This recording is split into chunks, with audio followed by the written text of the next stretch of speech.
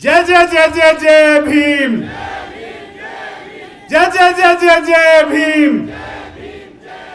बाबा साहेब अमर रहें, बाबा साहेब अमर रहें।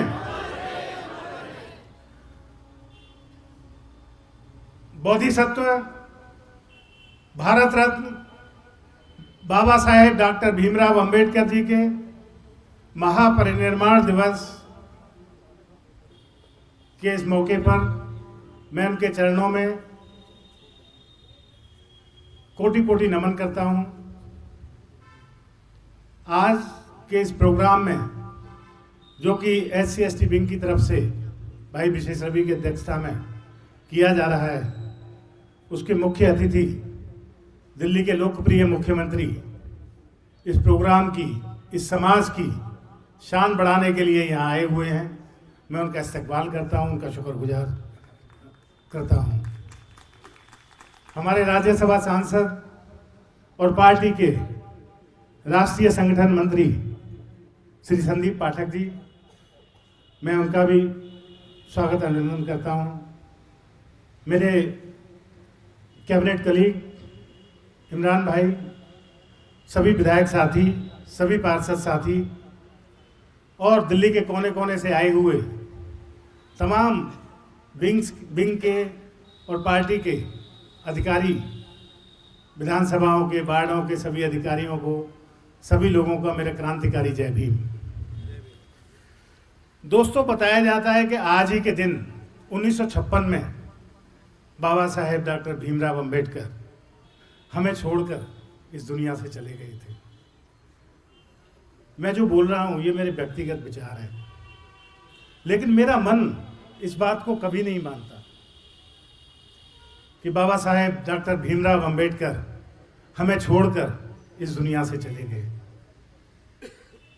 एक शख्स जिसके नाम से आज भी बड़ी बड़ी सत्ताएं हिल जाया करती हैं, बड़े बड़े राजनीतिक दल, बड़े बड़े नेता जिसके नाम से अपना रास्ता बदल लेते हैं।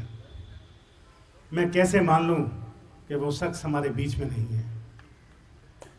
मैं तो आज भी जब आंखें बंद करके सोचता हूं तो एक तरफ मुझे लगता है कि बाबा साहेब दुनिया के सबसे खूबसूरत संविधान को बगल में लिए खड़े नजर आते हैं। दूसरी तरफ देखता हूं तो सबके लिए बराबरी का कानून बनाने वाले एक कानूनविद के रूप में बाबा साहेब डॉक्टर भीमराव अंबेडकर खड़े होते हैं। एक तरफ देखता हूं तो बाबा साहेब डॉक्टर भीमराव अंबेडकर भारतवर्ष की सामाजिक बुराइयों को मिटाने वाले समाजशास्त्री के रूप में खड़े होते हैं।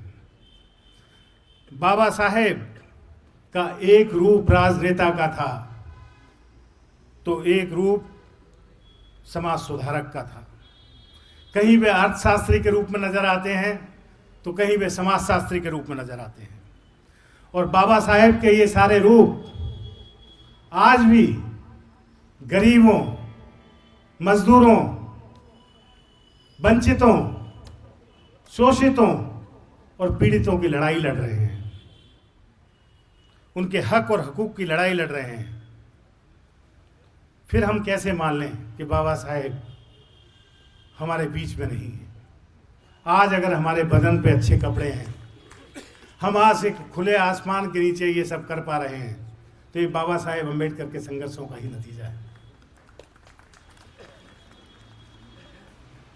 बाबा साहेब आज भी आपके हमारे संघर्षों में हैं, हमारी रोजमर्रा की जद्दोजहद में हैं। बाबा साहेब कहीं नहीं गए।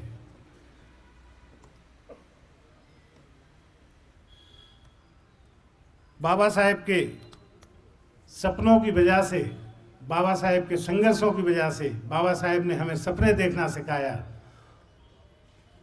बाबा साहेब की वजह से आज हम इंसानों की श्रेणी में आने लगे। लेकिन खाली इंसानों की श्रेणी में आने से काम नहीं चलेगा, हमें सिंपैथी से डिग्निटी की तरफ बढ़ना पड़ेगा। हम मीलों चले हैं, मीलों चलना अभी बाकी है।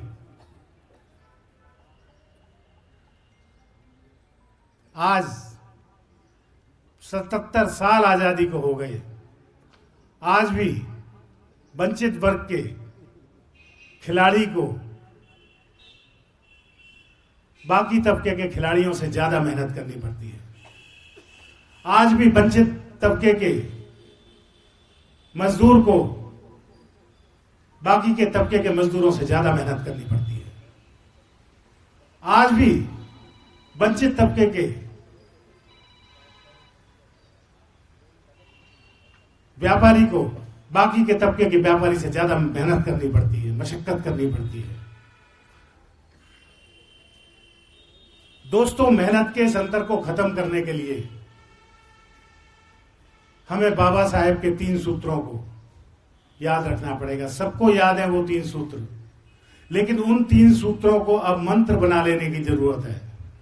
शिक्षित रहो, संगठित रहो, संघर्ष करो, उनको मंत्र बनाना पड़ेगा। अगर उन 3 बाबा साहेब के सूत्रों को हम जीवन का मंत्र बना लेंगे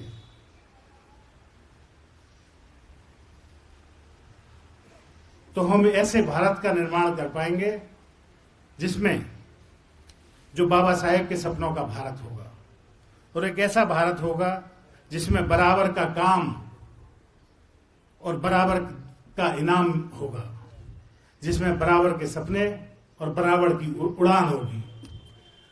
मुझे फक्र है कि मैं दिल्ली सरकार की, अरविंद केजरीवाल जी की दिल्ली सरकार का एक हिस्सा हूं, जिनकी जो गवर्नेंस का मॉडल है, उसके जो काम है, शिक्षा पर इतना काम दिल्ली सरकार ने किया है, और शिक्षा से जो काम हुआ है आखिर उससे किसके लोगों को फायदा हुआ है?